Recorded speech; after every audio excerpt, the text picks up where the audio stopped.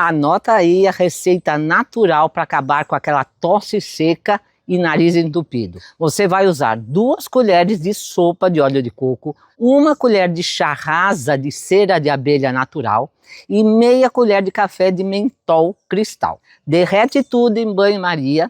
Depois você vai adicionar 3 gotas de óleo essencial, que pode ser de melaleuca, que é antibacteriano, e hortelã-pimenta. E aí você pode fazer uma inalação colocando essa mistura numa bacia com água quente ou até passar no peito e nas costas. É assim, de maneira natural, que se trata e não com remédios de farmácia.